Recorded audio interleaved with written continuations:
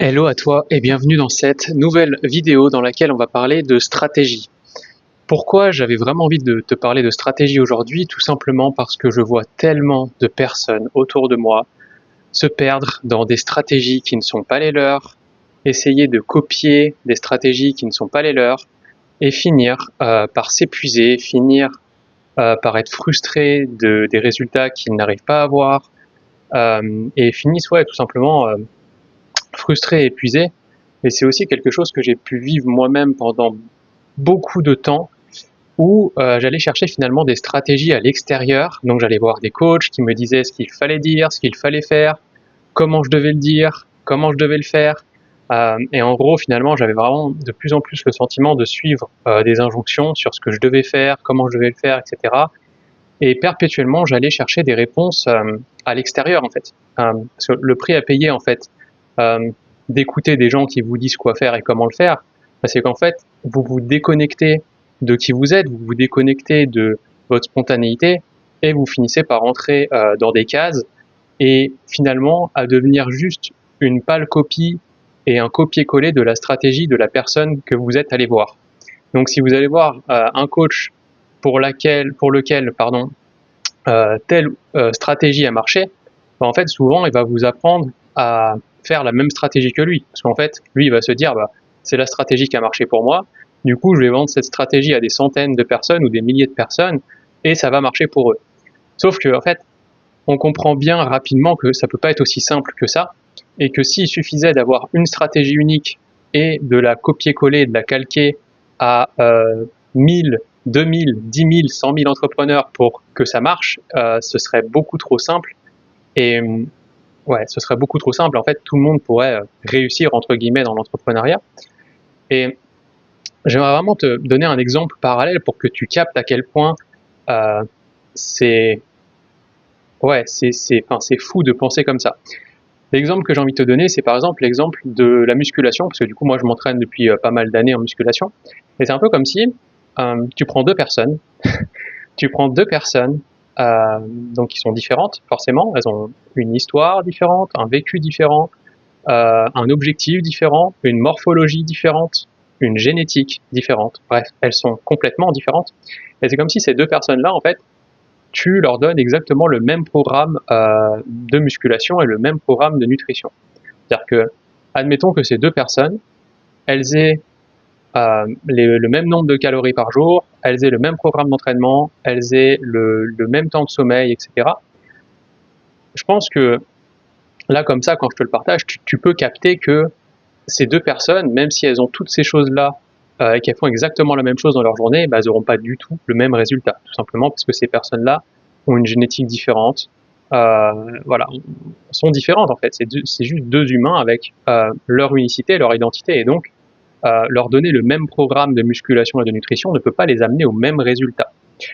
C'est pour ça que quand on va voir un coach sportif slash nutrition, euh, du moins quand ils sont bons entre guillemets, en fait ces coachs-là vont pas nous donner un programme copier-coller en fait. Ils prennent en considération notre environnement, notre contexte, nos valeurs, notre objectif, euh, notre composition corporelle, notre génétique, etc. Et du coup, avec toutes ces données, ils vont nous faire un programme sport et nutrition pour atteindre et aller en direction de notre objectif. Et toutes les semaines, et en fait, il y aura un réajustement pour toujours réajuster voilà, notre ressenti, comment on s'est senti, notre programme de voilà, musculation, diète, etc.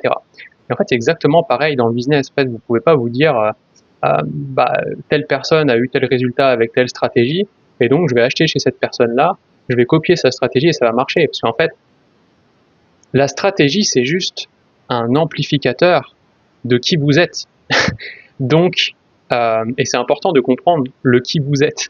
En fait, du coup, la personne chez qui vous allez par exemple acheter une stratégie et copier la sienne, ou les gens auxquels vous vous comparez en essayant de copier leur stratégie et d'avoir les mêmes résultats, en fait, il faut comprendre que la stratégie qu'ils utilisent, c'est en fonction de qui ils sont, de comment ils fonctionnent, de leur contexte de vie, de tout en fait, de leurs objectifs, de leur système de valeurs, etc.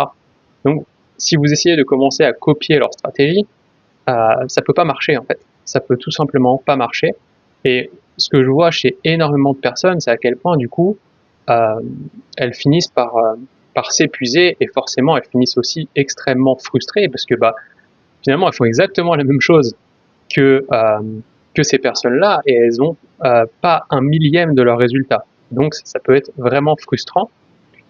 Et, et pour autant, ça paraît, je pense, cohérent quand je donne l'exemple du sport, où en fait, vous pourrez copier-coller le programme sportif d'un bodybuilder professionnel. Euh, vous pourrez copier son programme, vous pourrez copier sa diète. Pour autant, est-ce que vous aurez le même physique que lui à la fin? Probablement pas. Parce qu'il y a la génétique derrière, parce qu'il y a plein de choses qui se jouent derrière, et donc vous ne pourrez pas avoir le même résultat. Donc en fait, la stratégie, euh, c'est pas quelque chose sur lequel vous allez mettre le doigt et ce sera définitif. La stratégie, c'est un chemin. C'est un chemin, c'est pas une destination, et c'est la seule stratégie en fait qui marchera, c'est votre stratégie. Et pour trouver votre stratégie et faire que voilà vous ayez cette authenticité entre guillemets sur les réseaux, ça va demander justement de déconstruire tout ce que vous croyez devoir faire, tout ce que vous croyez devoir dire, euh, tout ce que vous pensez qui est bien ou mal de faire, tout ce que vous pensez qui marche ou ne marche pas. Donc ça demande un réel effort de mise en lumière de toutes ces choses-là, mais en tout cas, ce qui va vous permettre de créer une entreprise qui vous épanouit et dans laquelle c'est facile de passer à l'action, et surtout, au-delà de c'est facile, vous prenez du plaisir à passer à l'action. En fait, c'est vraiment de trouver, de créer votre stratégie à vous et celle qui est la plus fluide et naturelle pour vous en fonction de comment vous fonctionnez. Donc, vu que la stratégie, c'est un amplificateur de qui vous êtes, si aujourd'hui qui vous êtes, il y a une fragilité derrière qui vous êtes et que vous avez besoin d'une personne à l'extérieur pour vous dire ce que vous devez dire ou ce que vous devez faire, et que vous allez copier-coller le système de stratégie de cette personne-là, en fait, vu que la stratégie est un amplificateur de qui vous êtes, à ce moment-là, en fait, ça va copier la stratégie de cette personne, va juste vous épuiser et vous fatiguer. Ça va être quelque chose de lourd, ça va être quelque chose de pesant au quotidien. Et comme c'est un amplificateur, en fait, ça va juste être un amplificateur de votre état de fatigue et votre état d'épuisement. Donc, le premier travail à faire avant même de se dire qu'est-ce que je dois dire ou qu'est-ce que je dois faire, c'est qu'est-ce que je veux en fait, de quoi j'ai envie et comment je fonctionne. Et du coup, ça va être beaucoup plus simple derrière de mettre des actions en place, et ensuite une stratégie va se dessiner naturellement en fait, et cette stratégie-là, ce sera tout simplement la vôtre à travers votre observation. Donc la stratégie, c'est vraiment, en fait, la stratégie, c'est quelque chose qui est censé épouser qui vous êtes et comment vous fonctionnez, et pas l'inverse. Et en fait, ce qui se passe quand vous prenez la stratégie de quelqu'un d'autre et que vous essayez de la copier, c'est tout simplement qu'en fait, vous prenez la case d'une autre personne et vous essayez de vous l'approprier et de rentrer dedans. Voilà, c'est littéralement ça en fait. Donc forcément, ça marche pas.